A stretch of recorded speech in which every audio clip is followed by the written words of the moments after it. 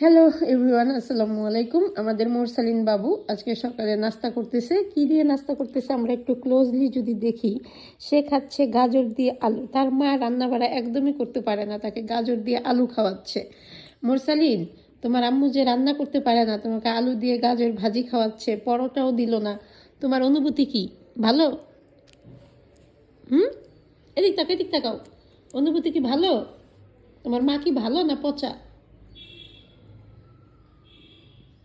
তোমার মাটা কি ভালো না পচা? ওর মাটা ওর সাথে একদম সৎ মায়ের মতো ব্যবহার করে, তাই না? একদম সৎ মা, ওর মাকে দেখলেই বোঝা যায় যে আপন মায়ের ব্যবহার কখন এরকম হতে পারে। এতটুকু বাচ্চাকে দেখেন খালি খালি আলু ভাজি খাওয়াচ্ছে, পরোটার তো কোনো নাম গন্ধও নাই, ঠিক আছে? এরকমই হয়, বুঝছেন?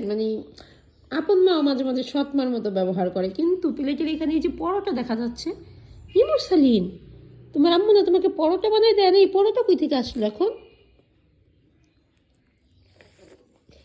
ছি, ছি, ছি, ছি, ছি, ছি। এত নেগেটিভ কথা বলা কিন্তু ঠিক না। তো যাই হোক, মা মুরসালিনের গায়ের গেঞ্জিটা কে কিনে দিছে?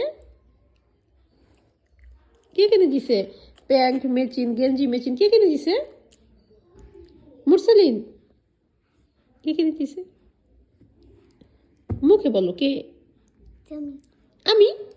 ইচ্ছি রে, সৎ মা আবার গেঞ্জিও কিনে দিছে? ছি, ছি, ছি, ছি। টাকা দিয়ে দাও সবাইকে, দেখি টাকা দাও।